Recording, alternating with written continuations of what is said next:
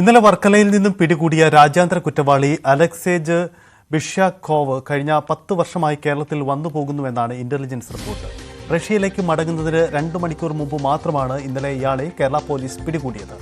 CBI നൽകിയ വിവരത്തെ തുടർന്നായിരുന്നു രാജ്യാന്തര കുറ്റവാളിയെ പിടികൂടിയത്. ഭീകരർക്കുൾപ്പെടെ ക്രിമിനൽ സംഘങ്ങൾക്ക് കള്ളപ്പണം വെളുപ്പിക്കാൻ ഇടപെട്ട ക്രിപ്റ്റോ കറൻസി എക്സ്ചേഞ്ചിന്റെ സഹസ്ഥാപകനാണ് അലക്സേജ്. വിനോദ് ചേരുന്നു.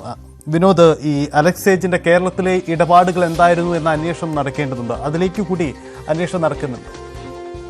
സൈത്ത് ലാറ്റിൻ പൗരനാണ്, പക്ഷെ റഷ്യ കേന്ദ്രീകരിച്ചാണ് ഈ പ്രതിയുടെ ഇടപാടുകളെല്ലാം തന്നെ നടന്നിട്ടുള്ളത്. 2021 മുതൽ 24 വരെയുള്ള ഇടപാടുകൾ ക്രിപ്റ്റോ കറൻസി, അത് വിവിധ രാജ്യങ്ങളിലെ വ്യക്തികളുമായി നടത്തിയ ഇടപാടുകളാണ്. കള്ളപ്പണം വെളുപ്പിക്കുന്നതിനാണ് ഈ സ്ഥാപനം ഉപയോഗിച്ചത്. അതായത് ഗാരൻടെക്സ് എന്ന സ്ഥാപനത്തിന്റെ സഹ ഉടമയാണ്. റഷ്യ കേന്ദ്രീകരിച്ചാണ് ഈ സ്ഥാപനം പ്രവർത്തിക്കുന്നത്.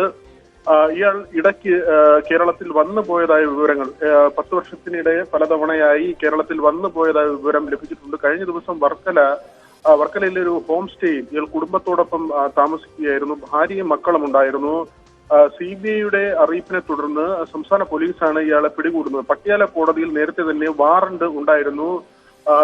കോടികളുടെ ഇടപാട് രാജ്യാന്തര മാർക്കറ്റിൽ, അത് മയക്കുമരുന്ന് ഇടപാടുകളുണ്ട്. അതോടൊപ്പം തന്നെ തീവ്രവാദ സംഘടനകൾക്ക് ഈ കള്ളപ്പണം വെളുപ്പിക്കാനുള്ള ഇടനിലക്കാരനായി പ്രവർത്തിച്ചു. ഗാരൻടെക്സ് എന്ന ഈ സ്ഥാപനം ആ തരത്തിലുള്ള തീവ്രവാദ സംഘടനകളുമായി പ്രവർത്തിച്ചു. അത് ലോകത്തിന്റെ വിവിധ കോണുകളിലുള്ള തീവ്രവാദ സംഘടനകൾ ഇവരുമായി ബന്ധപ്പെട്ടിരുന്നു എന്ന വിവരമാണ് വരുന്നത്. ഇന്റർപോളിന്റെ റെഡ് കോർണർ നോട്ടീസ് നേരത്തെ തന്നെ ഉണ്ടായിരുന്നു. ഇന്റർപോൾ വഴിയാണ് CBIക്ക് ഇത് സംബന്ധിച്ച വിവരം ലഭിക്കുന്നത്. തുടർന്ന് എല്ലാ വിമാനത്താവളങ്ങളിലും ഇയാളെ കുറിച്ചുള്ള അറിയിപ്പുകൾ നൽകിയിരുന്നു.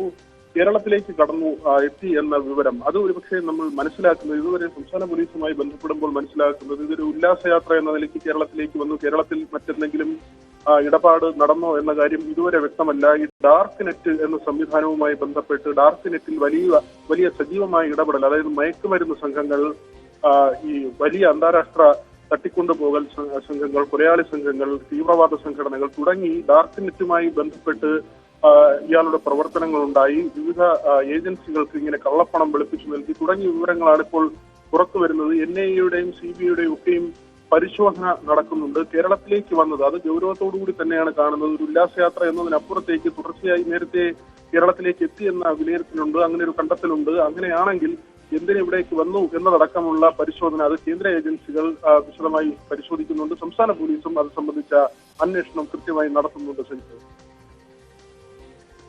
എന്തായാലും ഇത് സംബന്ധിച്ച അന്വേഷണം നടക്കുകയാണ്. ഇത് സംബന്ധിച്ച അന്വേഷണത്തിലേക്കാണ് ഇപ്പോൾ പോലീസ് കടക്കുന്നത്. എന്തുകൊണ്ടാണ് ഇയാളുടെ കേരള ബന്ധം അടക്കമുള്ള കാര്യങ്ങളിലേക്കാണ് അന്വേഷണം നടക്കുന്നത്. എന്തായാലും 10 വർഷമായി കേരളത്തിൽ വന്നു പോകുന്നത് എന്തിന് എന്നത് സംബന്ധിച്ച അന്വേഷണം കൂടി ഇക്കാര്യത്തിൽ ഉണ്ടാവേണ്ടത്.